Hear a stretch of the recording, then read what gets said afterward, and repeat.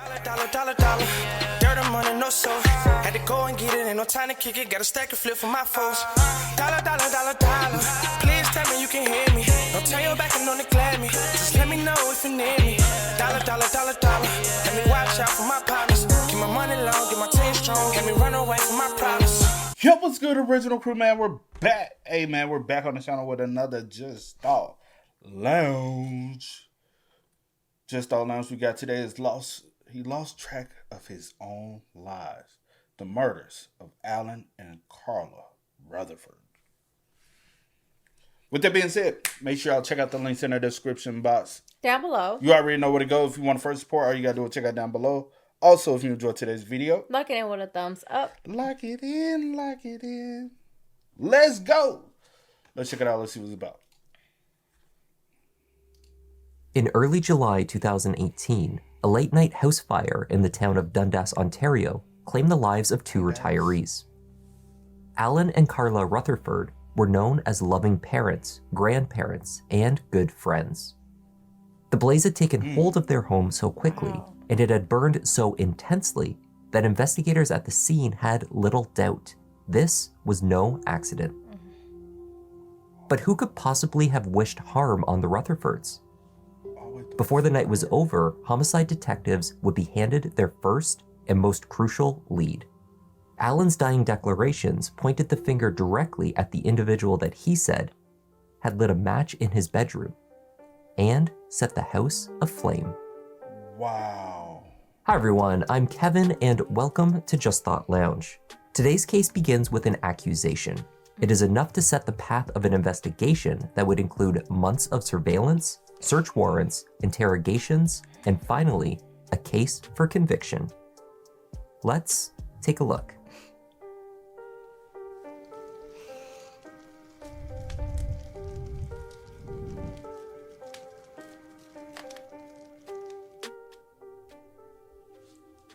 Dundas is a community and town in Hamilton, Ontario, Canada. Sitting in close proximity to the main campus of McMaster University and McMaster Hospital, it is home to many students, faculty, and medical professionals. It was just past 3:30 a.m. on a quiet street in Dundas when Karen Monk was awoken by a banging on her front door. When she arose, Karen moved to the front of the house and took in a shocking scene. The man on her porch was severely burned. He was nearly unrecognizable. The man, Allan Rutherford, Karen's longtime neighbor, had to say her name aloud before she realized it was Allan. Smoke from the house where the 63-year-old had miraculously escaped billowed down the street. Neighbors rushed from their homes in their pajamas to take it all in. Calls were placed to 911. Hamilton Fire Emergency. Yes, we need everything, please. Okay, what's the address? I'm at 7 Greening Court. There must be. Okay, what's the address? I'm at 7 Greening Court, but it's next door. It's 7 Greening Court. Somebody firebombed. Yes, somebody firebombed my neighbor's house. Okay, is it the neighbor next door, number 5, or the other one? 8. I don't know if the. Is it on fire? Yes, there's smoke. The whole street is smoke. My neighbor's bleeding. He's covered in burn. It took only 6 minutes for police and firefighters to arrive on Greening Court. Allan, or Al Rutherford, was rushed to the hospital by emergency medical services. His wife Carla, he said, was still inside the burning house. He had been unable to save her. Police could not make their way inside the home. The fire had grown too intense. But firefighters were able to gain access before the roof collapsed, retrieving Carla, who had been trapped inside. After the roof collapsed, firefighters used an aerial truck to push back against the flames. It took 40 minutes to get the fire under control. Wow.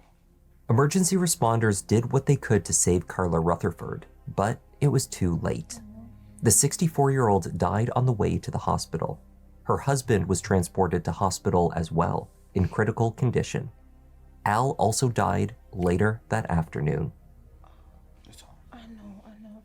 Despite suffering burns on over 90% of his body, Al had managed to escape the house by breaking the bedroom window and falling roughly 3 meters to the ground below. Wow. The 63-year-old then attempted to return through the flames for his wife and 2 dogs before seeking help from his neighbor. The couple's 2 chocolate labs, who were in the basement, escaped the house unharmed. No one else had been inside the home. Hamilton firefighters had successfully isolated the blaze from neighboring houses.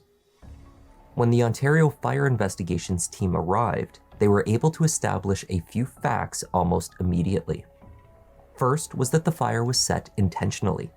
A thorough analysis needed to be conducted, of course, but all signs suggested that this was no accident. In the upstairs master bedroom, where Al and Carla had been sleeping that night, the fire burned clear through the hardwood flooring and to the basement far below. Above, the flames had taken out the ceiling and a large portion of the roof. The bed was incinerated, leaving behind a metal frame and the coils of the box spring. The window to the room was slid open and broken. A tin with a collection of coins melted inside was retrieved from the bedroom rubble. Meanwhile, whole sections of the remaining house were untouched. The kitchen was intact. Shoes sat by the front door. The cars parked in the driveway out front, and the gazebo with a barbecue and propane tank in the back were likewise untouched. The fire had caught quickly and burned intensely. It had been started where the damage was the most severe, in the master bedroom. A forensics officer discovered a red and white box of wooden touch matches with red tips sitting just inside of the front door. The box holds 40 matches. There were 39 inside. Around the corner from the house, another matchbox was found. Some matches burnt and others not. These were the same brand that were located inside of the Rutherford's home. Wow. The fire had been substantial, yet localized in the bedroom. Items that remained in this area were collected for testing. These included a book and a handful of clothing that had escaped the flames while tucked under other items near to the bed. Fire investigators found these items soaked in medium petroleum and ignitable fluid. Testing could not determine the specific source, however. It could have been a barbecue lighter, kerosene, or even paint thinner. It was deduced that the fire was lit by the bedroom doorway. Otherwise, the person lighting it would have caught on fire. A flammable item, possibly a paper towel or something similar, would have been lit and then tossed into the room towards the bed from the doorway. The investigative team concluded that at least 7 liters of the petroleum had been poured at the base of the bed where Al and Carla Rutherford were sleeping. That is fucked up. After 4 days of examining the damaged house, the Hamilton police made an announcement of their findings. Today, after 4 days of investigation at the fire scene and with the assistance of the Ontario Fire Marshal's Office, the major crime unit is satisfied based on evidence that the fire was deliberately set. The house was the scene of a double homicide. Detectives were already following leads to find the killer. Though the Rutherfords did not have any security cameras on their property, neighbors did. A home a few doors down captured an individual pacing on the street that night at 3:09 a.m. The figure is shown holding something that flashes, burns, and then fades out. It was almost certainly a match. At 3:30 a.m., the figure is shown again, running away from the Rutherfords' house. Who was the man in the video? And who would have wished harm on Al and Carla Rutherford? The couple met as co-workers at the Hamilton Health Science Lab at McMaster University. Both had 2 adult children from previous marriages. Al, 2 daughters, Allison and Amelia, and Carla, 2 sons, Chris and Richard. When Al and Carla married in the spring of 2007, they moved into the home on Greening Court in Dundas, where Carla had raised her 2 boys. Carla was an avid reader, mostly murder mysteries, and Al was very active. He was a fitness buff who ran races, including the Boston Marathon, and loved cycling. Together, the couple retired and enjoyed traveling and sailboating. After a relationship spanning 2 decades and a marriage of 11 years, the two were the picture of a loving partnership. They doted on their grandchildren and were close with many neighbors. The affection that so many held for the Rutherfords made the tragedy of the fire and the intentional killing even more mind-boggling. Right. During the few minutes that Al, severely injured, awaited the emergency response, he spoke with his neighbor Karen and others. "Is there anyone I can call for you?" he was asked. Al was said to have responded, "Don't call Rich. He's the one who did this. He already knows about it." To other witnesses near to him, he said the same. Rich did it for the money. For the Al told neighbors and medical personnel. I said it's somebody who got. It had to be somebody with access. Who just comes into your house at 3 o'clock in the morning, get close enough to in your bedroom to be able to set you. How you do that to your own dad, bro?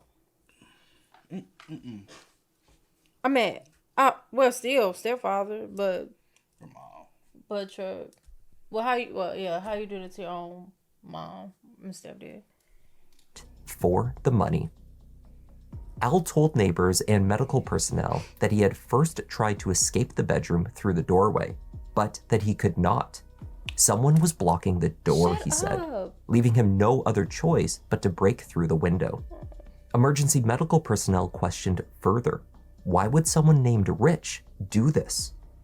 With one of his last breaths, Al replied with one word: financial. Before the remains of the house were demolished, workers cleared the debris from the property. While doing so, one worker spotted a critical item poking up through the burnt rubble: a fireproof safe.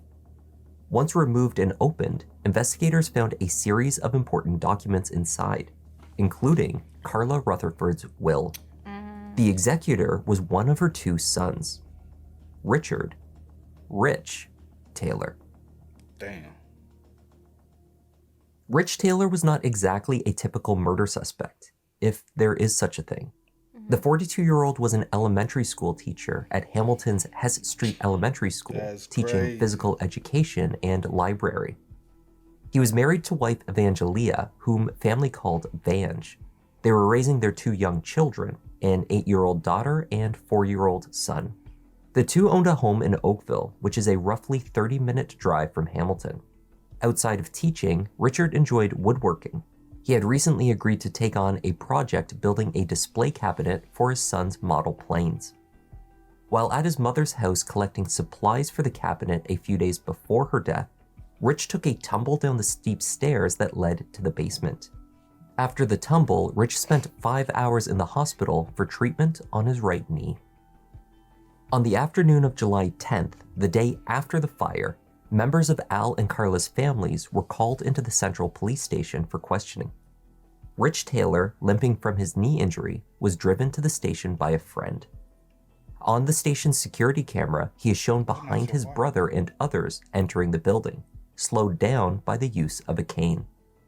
Rich sat down with Detective Michelle Moore. She showed him the recording equipment inside the room, and she cautioned him that based on the statements made by his stepfather, there was a real possibility that he would be arrested and charged with 2 counts of first-degree murder. But Rich wanted to be cooperative. He chose to talk. He also handed over his cell phone to allow law enforcement to extract its data. The teacher spoke fondly of his mother and Al. As the casual topics were dispensed with, the detective asked him to outline where he was on the night of the fire. Explain to you why you're here? Yeah, he said that when Allan went to the neighbors, he said Rick or something like that. So yeah, yes. So I'm here to talk to you with regards to that, and because of what he said, I have to caution you. Well, that's what we talked about. Okay, so I'm going to read you that right now. Al loved my mom and made her happy, so. That's all that matters, right? When this happened, where were you? I was at home, sleeping with my son. He came down. I couldn't sleep too much. At about 2 o'clock, I put Netflix on. I was watching Sicario, which is my son came down. I had to turn it off because it's a pretty violent movie. And he was upset, and he came down and laid with me for about, I don't know, 30 minutes or so, maybe around there. When he fell asleep, I took him back upstairs slowly and went back down. I just wasn't sleeping with my wife because my knee, so I was laying on the floor downstairs.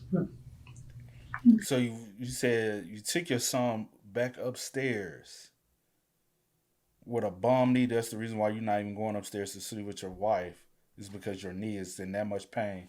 So you took your son back upstairs to get in bed, and then you walked your ass back downstairs. Why not just go ahead and get in bed if I made my way with my wife? I'm trying to figure out how you lifting a 4-year-old up the stairs, but you And a on the 4-year-old cane. to me ain't your alibi. And you on a cane, so I'm just trying to figure out like carrying them. Like I don't know, like maybe you are able to still do, and you just use the cane throughout the day to take off. That slow ass limp, he ain't walking up no stairs, especially with putting extra weight from a child. But what else? Now, if you just walk behind him, say I'm gonna walk with you, but still, if you walk your ass up the stairs to put him to bed, just go right back go to the bedroom, and then instead of walking back down, Unless so you he's can saying sleep it's on not the couch. comfortable to sleep in the bed, Oh, cause the bed might be higher, so or something like that, and that's why he's on the. But it still would be too much. I don't know. I'm not gonna jump, but I'm just. Red flag. So I was laying on the floor downstairs. Richard explained that he couldn't have started the fire with his injured knee. He could not drive. He struggled to walk. He just physically could not have committed murder. Throughout the interview, he repeatedly returned to rubbing his knee. When Detective Moore exited the room, he would examine the leg, grimace, and sigh. Do you need meds or something for your... I took some Advil before we came, so... Not that I'm like supplying them, but I don't know if I'm past like a dosage. You sound like you're... No, it's sore. It's, that's all. It's always sore, so it's not a big deal. But... So if his injury removed him as a suspect, why would Al have said that he was responsible? Who would wish the couple harm? That's why I was trying to get what your relationship was like. I wonder where he would get that. Do you know any other Rick or Riches? I don't know anymore. Referring to? The detective in there said he goes, maybe he was trying to get them to calm. But even like this morning, I said I don't know anybody on that street. They were members of the yacht club. I honestly don't know their friend pool. Was there any enemies that Al had or your dad had? Didn't he say this is the home that his mom raised him up? I can't remember. I can't remember. I swear it said that they moved into the house that she raised her son. Cause that's when I'm like, all right, if your mom raised you in this house, you don't know, like not one person on the block. Not one person on the block, bro. But yeah, that to me that don't make sense. Mm-hmm. I still know people in the neighborhood. My mom, I ain't lived there so long, but Mm-hmm. My dad had. Al had or. They said that on Friday when I came over to drop it off, my mom said, "Did you leave a crowbar in our backyard?" And I said, "No, I don't. I have one crowbar and it's in my garage." She's like, "Oh, because Al found a crowbar in the backyard." I'm like, I thought, I didn't think much of it. And when he came back, he was like, "Oh, did you leave a crowbar?" I'm like, "I'm going to bring a crowbar. I'm dropping my kids off with you." And he brought it out and showed me. It was like a big, probably as long as this, big blue octagonal crowbar that he had in between the gate and they had a wheelbarrow. Okay. And that's the only And weird. when was that found? That was Friday morning. And when she came over to our house, I kind of joked. When she came over to my house, she was telling my wife about it, and then I kind of joked to my brother, like, oh, they're getting old. They can't remember where they're leaving their stuff. Sort of. It seemed extremely unlikely that a stranger would have broken into the home and set the fire. Yeah, Even more unlikely was the implication that someone had scoped out the home in advance, accidentally leaving behind a crowbar. Furthermore, the house showed no signs of forced entry. Whoever had lit the match had used a key to the front door. That narrowed the list of possible suspects down to a few family members and neighbors, including Rich Taylor. Al's dying utterances accusing his stepson of committing the horrific act gave Hamilton police a clear course of action. By the next morning, a 5-member plainclothes spin team, a police term for a special investigation unit, parked outside of Rich Taylor's Oakville home. They began tracking the primary teacher's movements. The team watched as Rich left his house just after 8 a.m. on July 10th, the day after his mother's death. They followed as he drove out towards his mother's neighborhood in Dundas. He parked in a gravel lot, and then he got out. For the next 20 minutes, Rich walked in a ditch alongside the rural road. His head is down, as though he is searching for something. But even more curious... He walking real nice. He walking real good. He ain't dragging that foot and he ain't got that cane. And said, where we at again? Along a gravel road near where Carla and Allan stayed. Mm-hmm. His head is down, as though he is searching for something. But even more curious, he walked unencumbered, without the use of his cane. His limp was gone. Gone, child.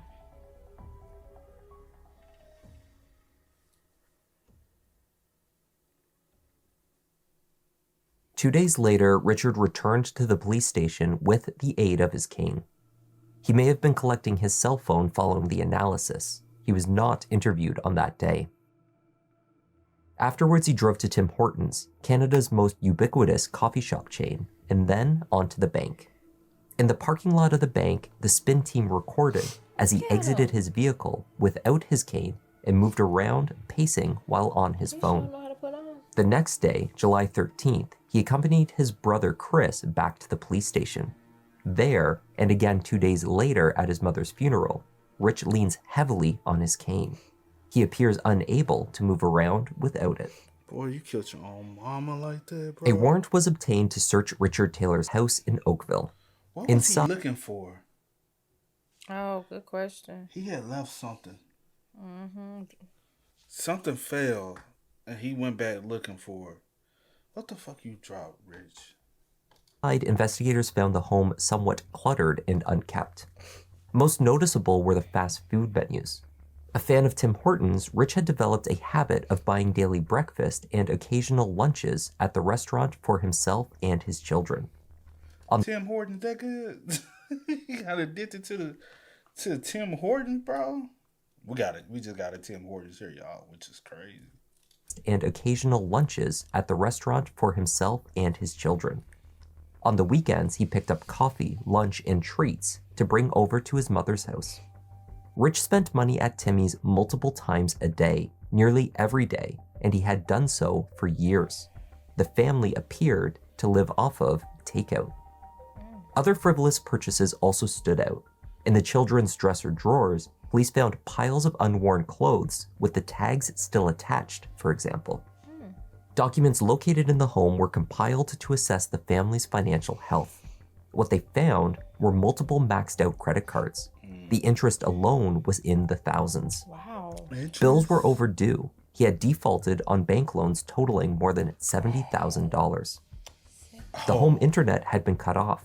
Rich had reportedly used his Wi-Fi hotspot from his cell phone as a workaround. But then the internet would cut out at the house every time he left. Bad service, he said. The gas provider... They didn't even know the internet was off. Because the internet will always cut out. Mm-hmm. That's just, I guess bad service. No, so you've been hiding that from your wife? Mm-hmm. Because you living above your means trying to live this certain lifestyle that you just couldn't afford. And it's understandable. You can't, like, everybody can't afford to live the richest of the richest. That's like everybody else. Facts. You got to live amongst your financial means, not what you see everybody else doing. And so many people get caught up in that. Facts. They're like, oh, they can do it, we can do it. Ryder had also threatened to cut off service. Over the previous 18 months, his accounts had slid in and out of overdraft. Aside from the equity that he had in his home, Richard was in debt an estimated 285,000 Canadian dollars. Also inside the house, police located a receipt from a Shoppers Drug Mart, time-stamped 8 hours before the murders. Security video from the store showed Rich shopping with his family. They also noted that he was not limping. Right. While police were inside his So why your wife didn't come with you to the store, to the police precinct at all? There may be another She would have thing. been able to confirm whether or not you had a limp. Who all thinks you got a bum knee? Like, let's be real. Who all thinks you have a bum knee? Because every time you come, you with your brother now. So they're thinking that you have a. And did you fake this injury to go to the hospital just to show? Because everything just feels so premeditated. Yeah. And you hit me, almost stabbed me. I didn't know that. You I had it like this, so no, I won't have. But yes, that's what it's given. Like you, like thought out, planned, premeditated. You thought you had it down to the T. Isn't that crazy? For your own mama. house, Rich sat in a police cruiser. He was adamant that Al's dying statements about him were absurd. He was recorded as stating, "I can't even walk down the steps. I can't drive. I mean, how am I getting there? I can't even walk down. How am I going to get there and light their house on fire?" When asked if he was having any financial difficulties, his answer was brief. "No," he said simply. Meanwhile, investigators in his kitchen opened a drawer and found a box of matches. Touch brand wooden matches with red tips. The same brand found at his mother's house, and those discarded under a tree less than a block away. On January 23, 2019, Detective Barazik of the Hamilton Police Department held another press conference. Wow. The investigative team is announcing that Richard Taylor, 42 years old, of Oakville, has been arrested and charged with 2 counts of first-degree murder in the deaths of his mother, Carla Rutherford, and his stepfather, Allan Rutherford. We believe Richard Taylor acted alone, and the murder of his mother and stepfather was financially motivated. Yeah. Upon his arrest, Richard was brought in for questioning once again, this time with Sergeant Troy Ashbaugh. Richard? Yes. Troy Ashbaugh. Sorry to meet you under these circumstances. A couple of things I want to make sure you understand. Everything in here is going to be audio and video recorded. He was confronted with his earlier lies about his financial situation. Was that not a motive for murder? By this time, investigators had spoken with multiple friends and family members from whom Rich had borrowed money over the years. He had not repaid them. Rich discounted his financial situation as a motive. It would be years before he would even see any of his mother's money, he said. A claim that was demonstrably false. The previous summer, a check for over $17,000 from Carla's life insurance company was deposited into Rich's account. That same day, there was a $4,000 cash withdrawal. Despite also receiving a few thousand in regular pay during this time, just over a week later, the account was down to $10,000. By October, it was overdrawn. Rich had spent all the money he had, mostly at restaurants. He explained that his spending habits during this time came down to grief. He ate, he said, because he was distraught over the murder of his mother. Eating. What you talking about? $17,000? $17,000, see. You blowing on Tim's. Tim Hortons. Or Tim. Tim Horton. And wherever else you eat.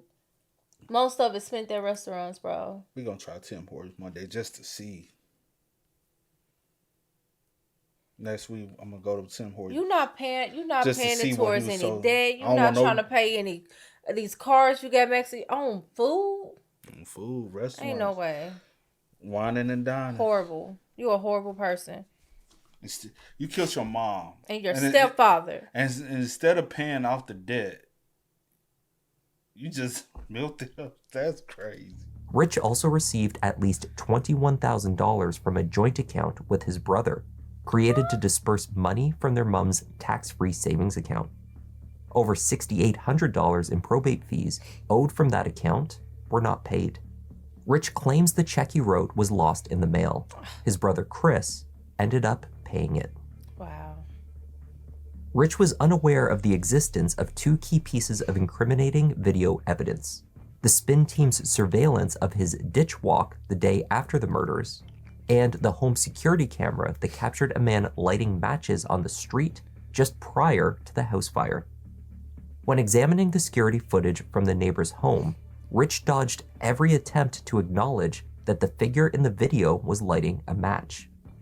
His avoidance is made more suspicious given the proximity of the camera footage to the house fire, in both location and timing.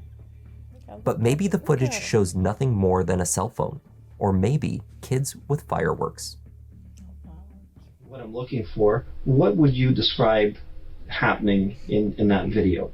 Well, there's some sort of flash of light coming out, but this person walking and they went back and forth and there was some sort of flash of light. And what do you think the flash of light was? I don't know. It could have been something on fire. I didn't know what it was at first when I saw it. It looked like a flash on them. Yep. I don't know. When that happened, I thought it was maybe a cell phone or something, like a light. I get that too. I'd never thought of that.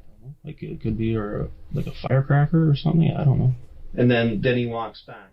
The surveillance taken by the spin team of his ditch walk the day after the murders was played for Rich multiple times. Who's that walking in the ditch? I don't know. Don't recognize that person? Play it again? No. Not play it again. Who's that? I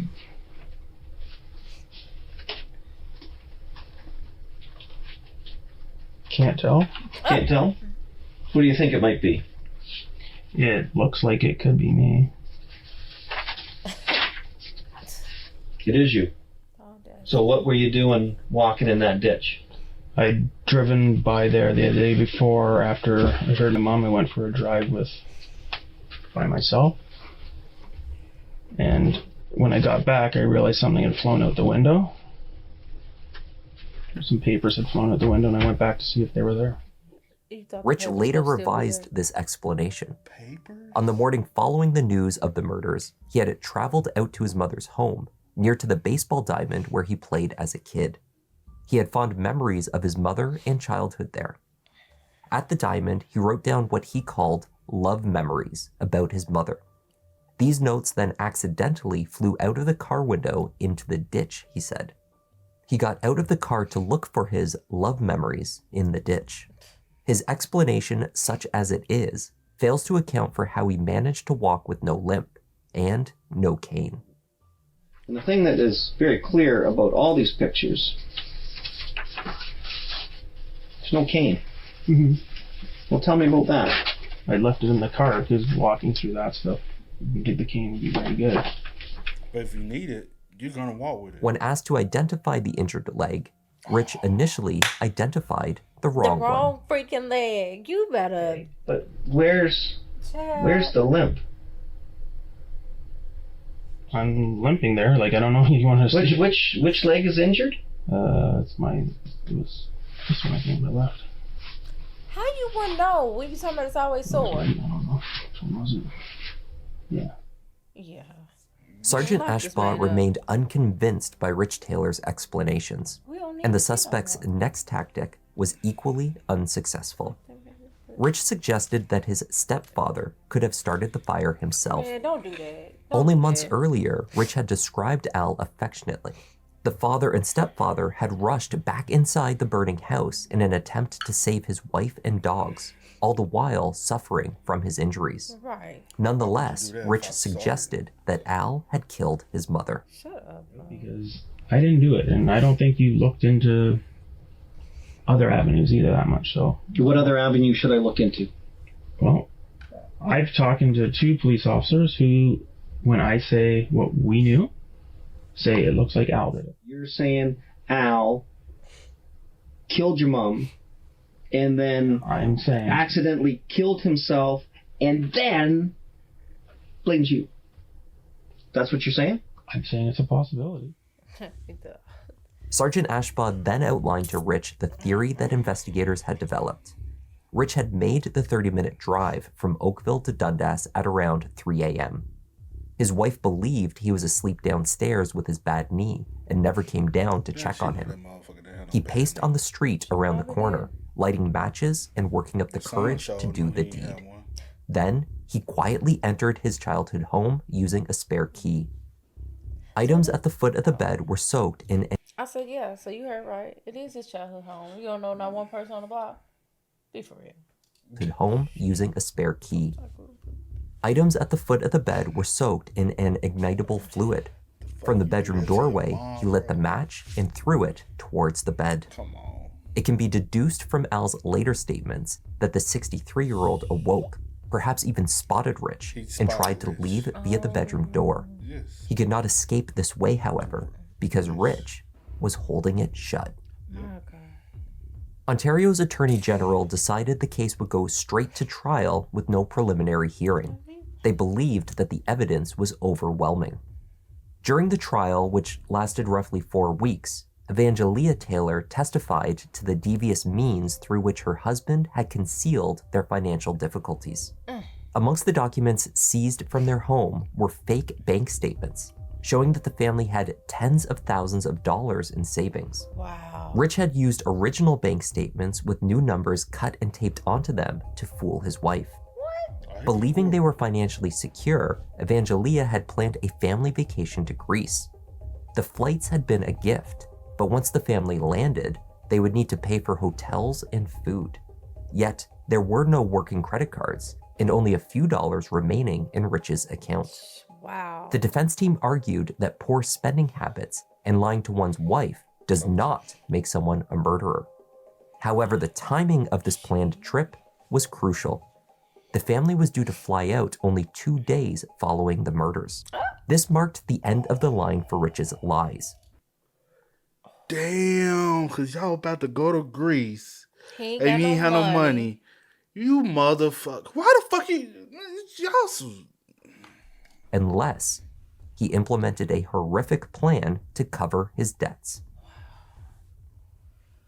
By the time of the trial, Evangelia had separated from her husband. She also managed to clear the debt by placing the family home on the market. The sale covered outstanding debts and left her a small profit. Selling the home had been an option to Rich to rid himself of the debt for years. Was an option. The Crown prosecutors argued that Richard refused this option out of sheer pride. It would have meant admitting to his debts and his lies. I'm so... On the stand, Richard admitted to faking the extent of his knee injury. He was also ashamed, he said, for lying to friends and family members for years about his finances. But he was not lying about the fire. He was not a murderer. The Crown prosecutor questioned him. It was only because of Al's dying words that police knew, wasn't it? To which Rich responded, "I was at home. If Al had not had the strength to jump out of the window, you would have gotten away with it." Rich said, "I haven't gotten away with anything. I did not kill my mother and Al." After 2 days of deliberations, the 6 men and 6 women of the jury found Richard Taylor guilty of 2 counts of first-degree murder. The conviction in Canada is punishable by a mandatory life sentence with no chance of parole for 25 years. During the sentencing, Superior Court Justice Tony Scarica assured the jury that he would have come to the same conclusion that they did. The judge spoke directly to Rich Taylor. "You were a very unusual criminal." The judge noted that he had a happy upbringing, a loving mother, and a supportive stepfather. "How you turned out this way with your background is beyond me," the judge stated. "You're a monster, and you should never see the light of day. You threw that match." Crown prosecutors and the Hamilton police later told the public that it was Al Rutherford that ensured justice in this case. His dying declarations led straight to the killer. It was a tragic, horrific case. Allan was a hero in jumping out the window and telling everyone who did this. Without Allan pointing us in the right direction, we may not have been able to do this for the family and get to the proper conclusions. Richard Taylor has filed an appeal of his conviction. He argues in part that Al Rutherford's statements to neighbors and emergency responders at the scene are hearsay, not dying declarations, and should never have been presented as evidence at his trial. It could be years before all of his appeals are exhausted. And that was the tragic case of Carla and Al Rutherford. Just an evil piece of work. I tell you that. Rest in peace to Carla and Allan. That's so effed up. Their own son. How you do that? Their own son. Because of your F-ups, your bad habits, your problems. You had other options. Taking your mama life and your stepfather was not one. You had one of the easiest options. Just sell the fucking Sell your house. Home. I'm sure your wife would have stayed with you and just said, nah, I need to know everything that's going on. You know what I'm saying? But this, yeah. Your kids grow without a father. Grandparents. Grandparents. Scarred. Because, what you said? For everyone. Like, come on. Your brother lost his mom. Because of your selfishness. Allan daughters lost their father because, man. Hey, man, y'all spam us up. Please Let us do. know y'all thoughts in the comments for us down below, man. But until next time, y'all know how it go, man. I do go for the name DJ New Kid. This is Sierra Nicole. We are. Kid and We Cee. are. Ain't no time to kick it, got a stack of flip for my foes. Dollar, dollar, dollar, dollar. Please tell me you can hear me. Don't turn your back and don't neglect me. Just let me know if you need me. Dollar, dollar, dollar, dollar. Let me watch out for my partners. Keep my money long, get my team strong. Let me run away from my problems.